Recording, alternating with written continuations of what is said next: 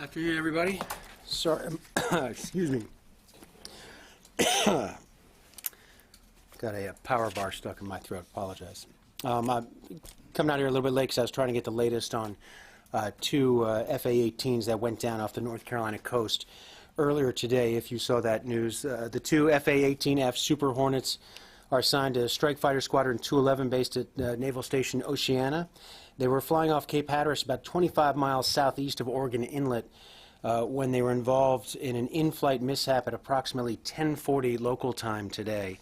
The flight was part of a routine training mission. All the aircrew have been recovered safely and are en route to medical facilities for evaluation.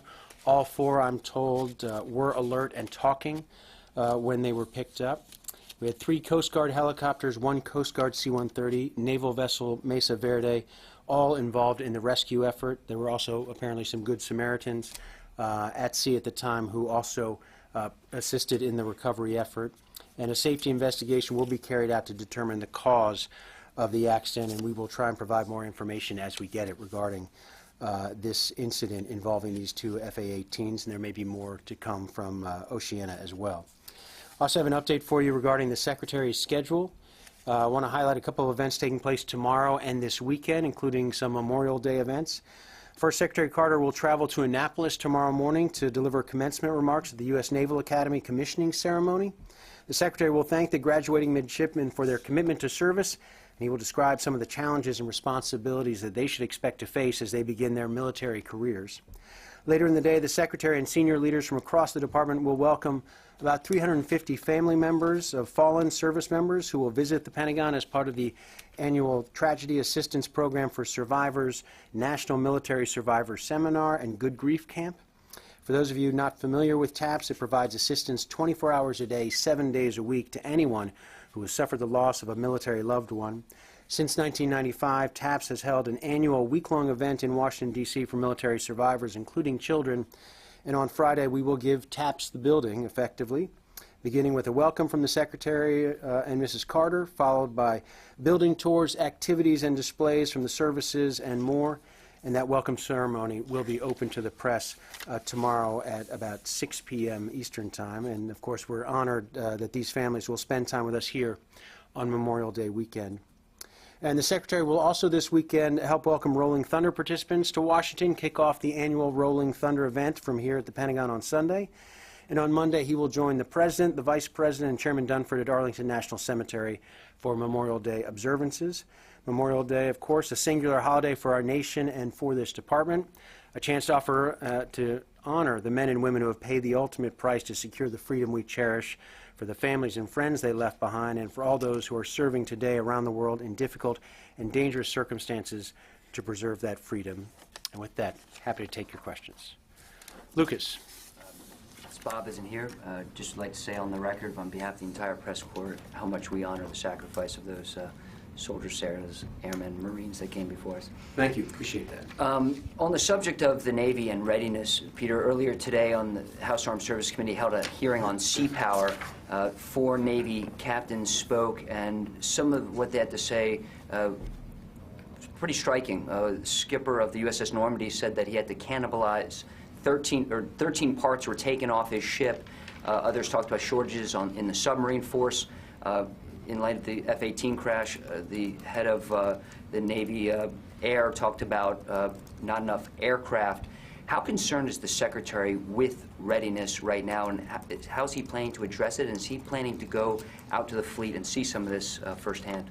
Well, first of all, Lucas, as you and I have talked about in the past, you're describing situations, obviously, that we have concerns about those kinds of reports, but what we're talking about here with regard to readiness is something that's taken place over time and is a reflection of the budget battles that we've faced here in Washington at the Defense Department for several years now. We have highlighted what sequester would mean for this department and the sacrifices and the adjustments we would have to make accordingly because of the budget battle over the last few years. The good news is we've had some degree of budget certainty in the last few months, last year or so. We have the budget agreement in place that has allowed us to finally put in place a budget plan that starts to make a dent in some of these readiness issues. There is significant investment in this budget, aggressive investment in terms of trying to deal with readiness issues, but we're not going to solve this overnight. And that is why the Secretary has been quite vocal about the need for continued budget certainty, making investments not only in modernization, not only force structure, but in terms of our preparedness, our readiness going forward. But this is going to be a problem we're going to fix over time by doing it in an appropriate way, using the resources we have. We'd all like more money to try to address this right away, overnight, but that's not the reality of the budget situation we're in. So we're trying to do this in the most effective and efficient way possible, and that's what the budget plan represents. And there was some concern from those testifying about China and Russia and whether the United States can handle that threat. And my question to you very simply, Peter, is the United States ready to take on Russia and China right now? We're absolutely satisfied here at the Department of Defense that we have the capabilities needed to deter our adversaries and to confront the national security challenges of the country. And this budget reflects, again, within the existing resource base that we have, our best plan forward for addressing those national security issues in a way that is consistent with the resource and funding situation that we have in this country at this time. Deter. What about defeat? We are confident that this is a plan, this is a budget that represents, again, after consultation, extensive consultation. You know the budget process, how this works out with the Secretary hearing from the services directly about their needs and putting forward a plan that, as he and the Chairman have testified, would allow us to carry out the national security mission of this country. Finally, is there any concern about the increasing Chinese drone threat in the South China Sea and elsewhere? I think you've heard us talk at length our concerns about militarization in the South China Sea, not just by China, but that there are concerns about what's happening, the tensions in that part of the world right now, because it's such an important part of global commerce, such an important part of the world. And the United States, for decades, has been a stabilizing force there, and we're going to continue to be a stabilizing force. So I think, you know, our concerns would be consistent with what you've heard the Secretary express about rising tensions in that part of the world, undermining the success, the prosperity of that part of the world, and going forward in a way that harms not just players in the immediate region, but everyone in the Pacific Rim. Yes, Thomas. Hi.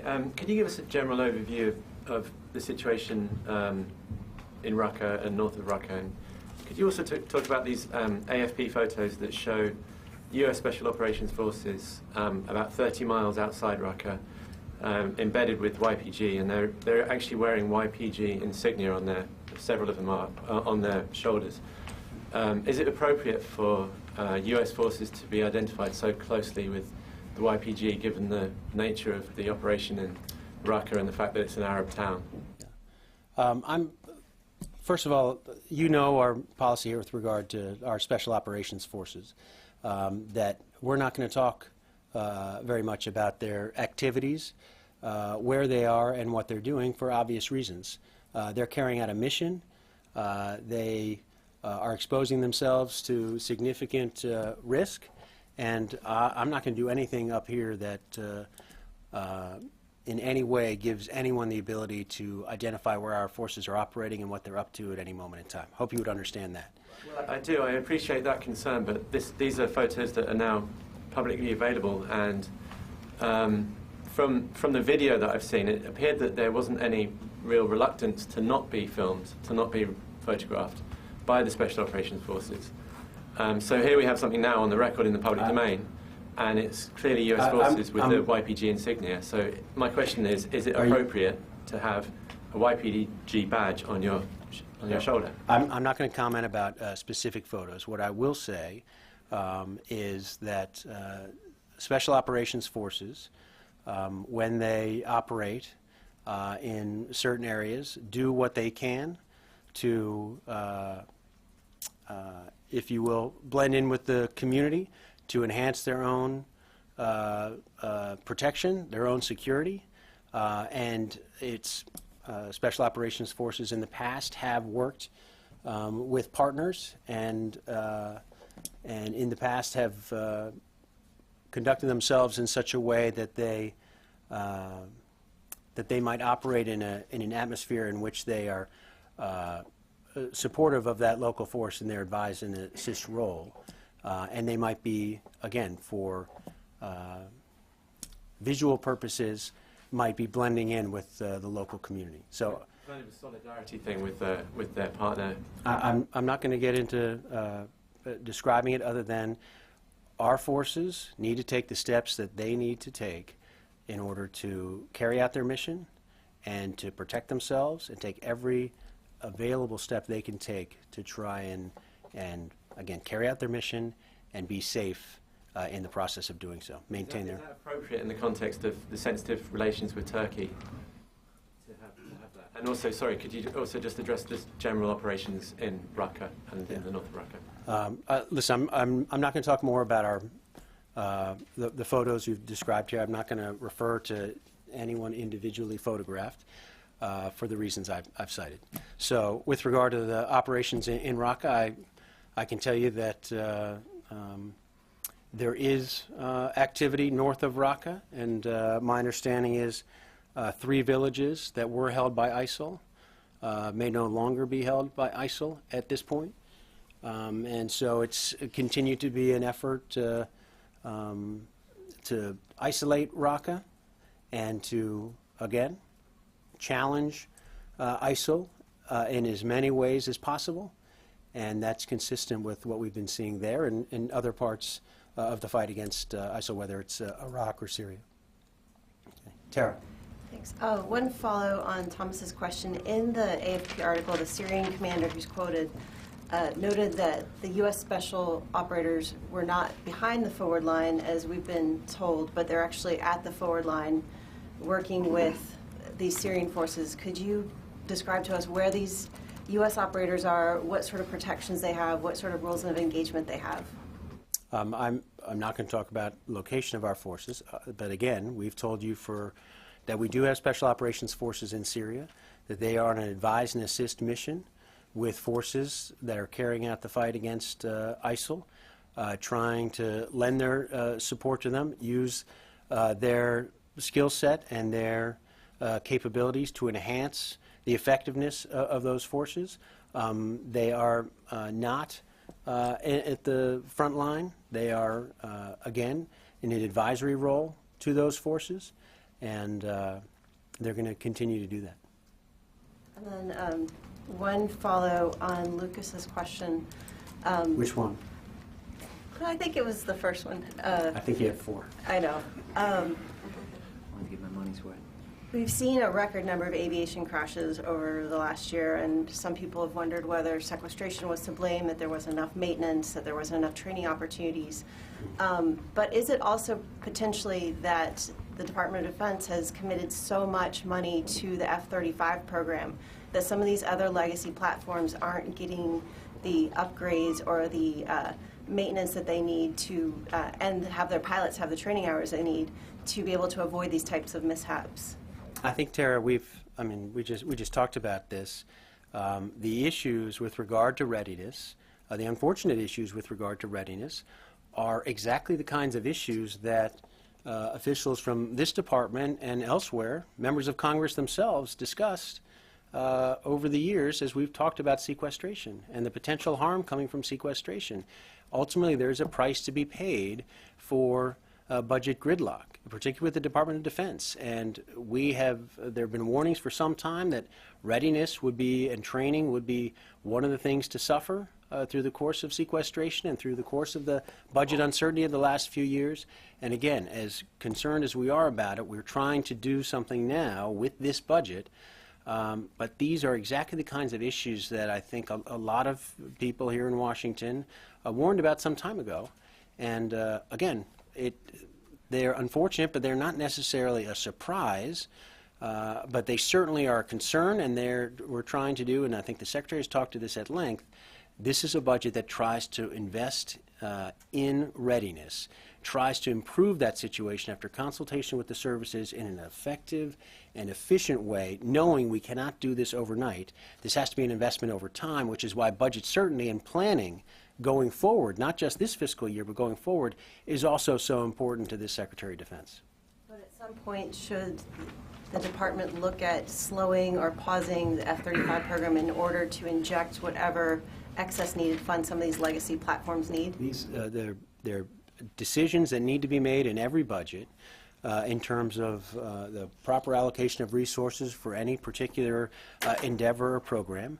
Those decisions were made in this budget, carefully reviewing the F-35 program and other programs along the way, and the numbers that we settled on in this budget reflected the view of the department as to the best path forward at this time for these individual programs, knowing that in the future every program will be reviewed depending on the circumstances at any particular moment in time. Yes, Christine. Just I will be following up on Thomas' question. I didn't understand something. Do you clarify, do you justify that the U.S. forces can wear other, militia or countries' symbols, flags on their shoulders in order to disguise themselves against the enemy? Special operations forces in the past have, yes, worn insignias and other identifying marks with some of their partner forces. Yes, that's true. So, Austin. Just following up on the readiness, the F-18 in particular has had a big maintenance backlog. Is there any indication that maintenance issues played any role in today's mishap? Austin, the investigation's just started. This happened just a few hours ago. I think we'll get a better understanding after we've had a chance to talk to the air crews here involved, but it's too soon to say what led to this at this point. Can you give us any more on what you mean by mishap? Did these two planes collide? Or? I've given you the information that we have right now. Once we have a chance to talk to the air crews, we'll have a better idea. Obviously, something happened in the air, and have at this point, I don't want to hypothesize as to what that may have been. Though the good news is the air crews have been recovered. We'll find out what their medical condition is, but they'll be able to give us the best assessment of what took place. Thank you. Yeah. Peter, just following up on Tara's questions. You mentioned that SOF is in Syria conducting an advise and assist mission. Mm-hmm. That's still being characterized as a non-combat operation, right? These guys are just there doing TAA, and they're not out fighting ISIS or any other assorted extremist group. It's an advise and assist mission in a country that right now is in the middle of a obviously very active conflict. It is a dangerous situation to be in Syria right now. And these forces are there, an advise and assist mission, and they are also, as you know full well, have to consider their own force protection measures here. They need to be able to defend themselves, and certainly our forces will be able to defend themselves in Syria. And just switching gears to Afghanistan, this morning you mentioned that with the new Taliban leadership, they basically have two options. One, return to the negotiation table, or suffer defeat on the battlefield. The new leader, Mullah Akhundzada, has already come out and said that he will not participate or entertain the idea of peace talks with the unity government. Wanted to get the department's take on whether or not this is sort of bluster to kind of bring the group together, seal internal fissures, or is this just not a road that the Taliban is going to go down, regardless of who's running the group? I'm not going to be able to tell you exactly what the deliberations of the Taliban leadership have been, but the responsible thing for the Taliban leadership to do at this point would be to pursue a pathway to a peaceful resolution with the unity government in Afghanistan. And again, that would be the responsible thing to do, because the Afghan forces, with the support of the United States, our partners there, are going to continue to improve and show more skills and capabilities, and they're going to continue to be able to work towards ultimately securing the country on their own. And that's the ultimate goal here, and they're going to have our support in the process. And so the wise thing for the Taliban leadership to do would be to factor that into their decision-making and choose a different path. And we'll wait to see what they do. What level of confidence does the department have that they will maybe see the light in a way? And That's a decision for the Taliban. In the meantime, we're going to do everything we can to support the Afghan forces, to continue to bolster those forces, to make them more capable, more able to defend themselves, to defend the country. We've talked about the aviation assets that are now coming online, the training that continues for Afghan forces, you know, this is a difficult situation, and does present an opportunity for the Taliban to chart a new path, should they choose to do so. And we'll wait to see if they do the responsible thing. Is the Pentagon trying to kill the new Taliban leader too? Right now, as you know, we carried out a strike against a Taliban leader who had plotted against United States forces and had led a group that carried out attacks against U.S. forces, and we will continue to do whatever we need to do to protect our forces. Yes, Andrew. Peter, on the situation in Fallujah, can I ask, will the involvement of the Shiite militias or the PMF, will that restrict in any way the U.S. ability to support the operation and bring to bear its effects on defeating ISIS in Fallujah? We're continuing to provide air support to the government of Iraq in Fallujah, to the ISF forces that are carrying out this fight. And at this point, we don't see any reason why our support for the coalition, for the government forces, shouldn't continue. I think, I didn't catch all of his briefing, but I know General Brown talked about some of the support we've provided and will continue to provide. And so I don't see that changing at this moment. Yes, Louis. Two follow-ups to that. If I recall, wasn't there a suspension of air support because the PMF forces were involved in that offensive?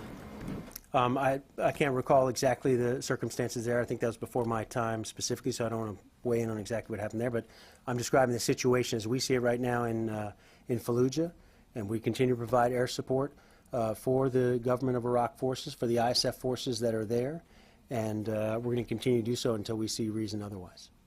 There are reports, unverified reports, I'm going to call them, that General Soleimani, the head of the Iranian Revolutionary Guard, visited Fallujah or is in charge of the operation with regards to Fallujah. I mean, does that change the construct if that turns out to be true?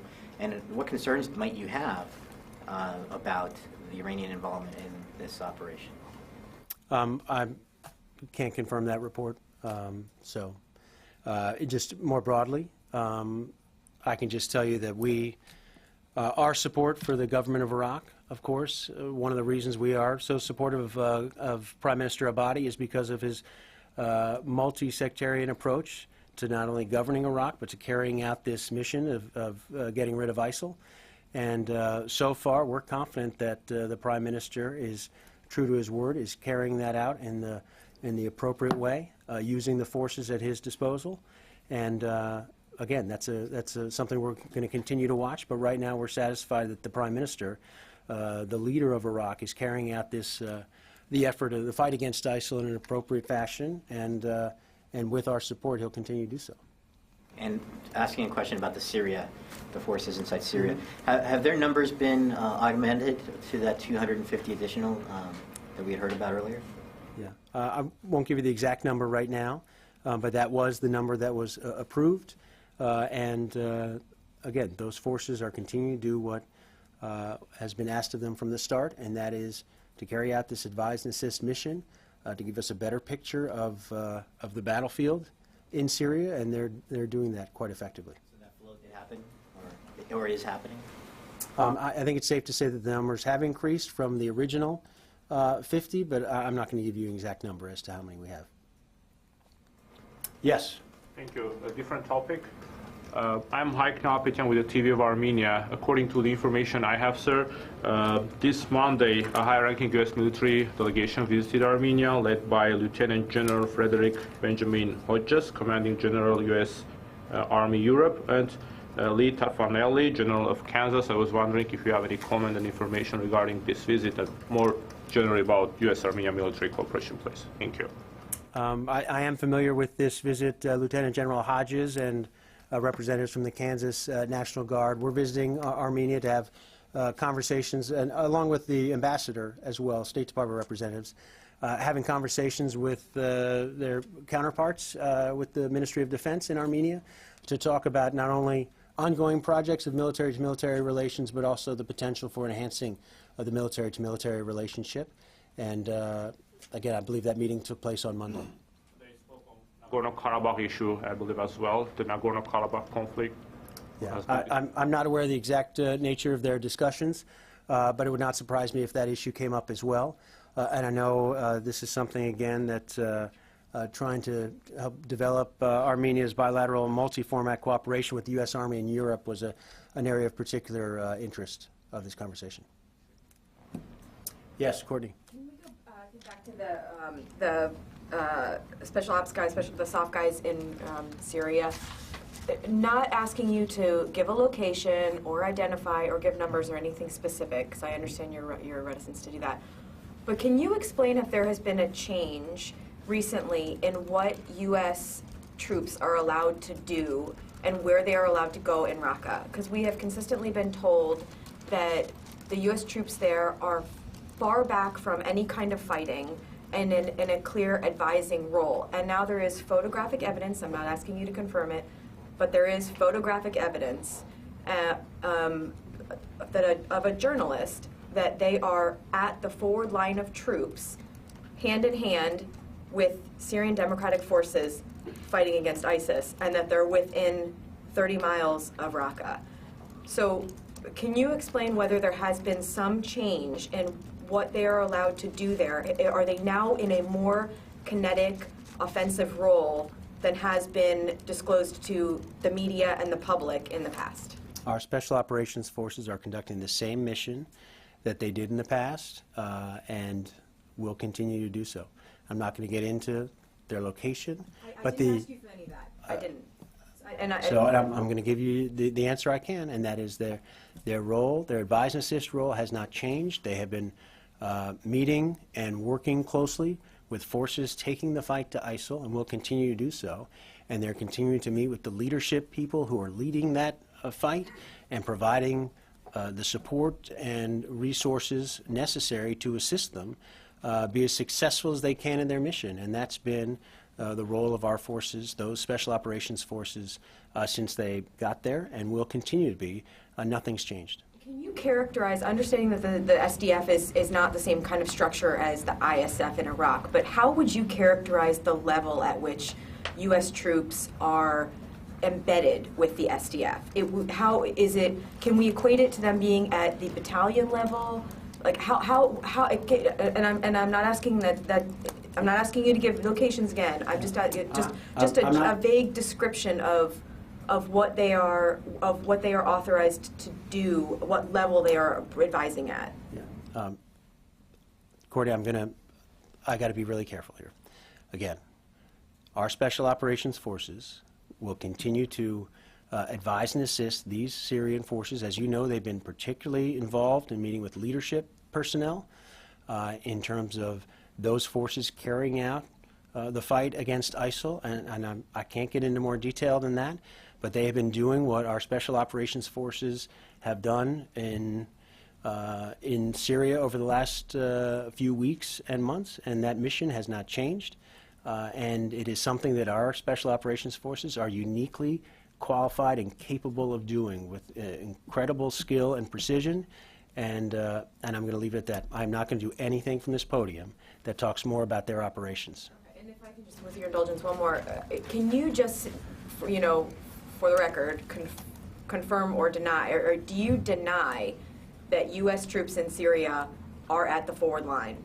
Do you deny that? I'm not asking you to comment on the photos or any of that. I'm not asking you to say where they are. But do you deny that they are at the forward line of troops with the Syrians Democratic Forces? I'm going to tell you that our forces, again, in their advise and assist mission, are engaged with forces on the ground that are taking the fight to ISIL. They are not on the forward line. They are providing advice and assistance. And again, I'm not going to get into details, but that mission has not changed. Their role has not changed. They are not leading this fight. They are supporting those forces that are at the leading edge of this fight, and they are doing it in a very effective fashion. Okay? Yes, Louis. On the gross incident in Okinawa that led to the death of the young lady there. After that, the U.S. government says that U.S. will do everything it can to prevent such incidents from occurring again. So what kind of... I'm sorry, I couldn't hear what you were saying there. And after the incident in Okinawa, the U.S. government say repeatedly that the U.S. will take everything it can to prevent such an incident from occurring again. So what kind of measures are you considering to take right now? I think there are a number of things that, again, our forces are always doing in Japan, and in particular in Okinawa with regard to this situation, where they can bolster, whether it's training, whether it's messages from the command leadership to our troops there, to our civilian employees. I think a number of things are under consideration for how to better communicate, first of all, our concerns about what's happened and preventing this kind of thing from ever happening again. But these are, I think, actions that, that commanders there in Japan are in the best place to try and determine the best course of action in terms of anything that can be done to prevent this kind of thing, the risk of this ever happening. Yes, Lou. Just following up on Courtney's points here, what exactly is the forward line of troops definition that you're using? I mean, I think, again, I think that's a good question. Which one? Yeah, which one is which? I really want to know. Yeah, this is a fluid. This front row here is the forward line of troops, and I'm right here. Mm-hmm. I am not on the forward line of troops. Is that the definition that you're using?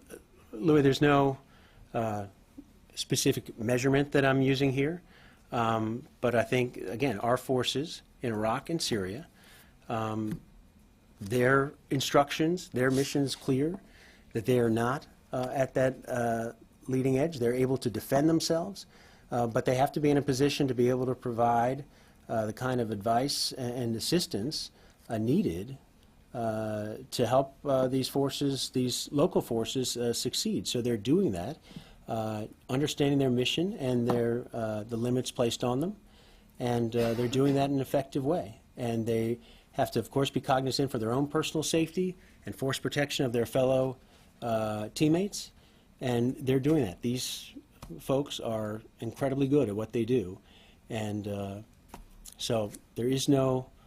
I don't have a yardstick measurement for you. And again, this is a fluid situation where the forward line of troops can be moving.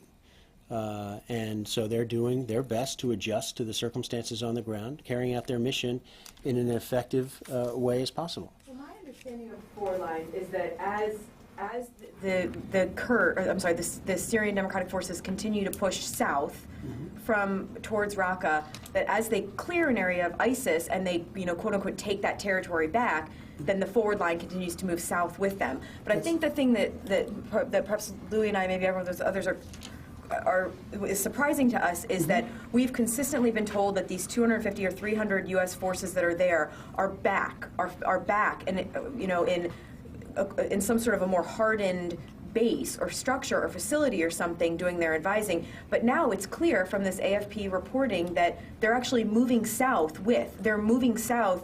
towards Raqqa with the SDF, as opposed to staying in one fixed location. And I understand that you can't confirm, but there's photographic evidence from an esteemed journalistic organization that proves it. So you don't even have to confirm it. It's true. We can see that it's true in the photos. So I guess that's the question is, now the U.S. troops, they are, rather than staying back and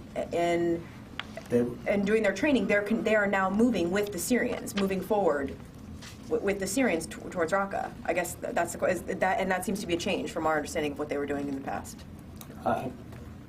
We haven't talked much about our forces on the ground in Syria. for all the reasons I've described.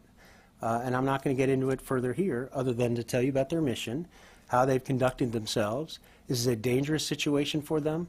We're not going to do anything to expose them to greater risk at this point. They have been in close communication with the local forces on the ground, those commanders that they've been able to establish relationships with, and they're going to continue to do so, carrying out their mission, and again, not putting them in the lead of this fight, but providing that support role to those forces. And they're going to continue to do that. I think it's clear they're not in the lead of the fight, but it seems like they might be in the chase vehicle right behind the fight at this point. That's what the photos seem to show, that they're right there forward with the Syrians.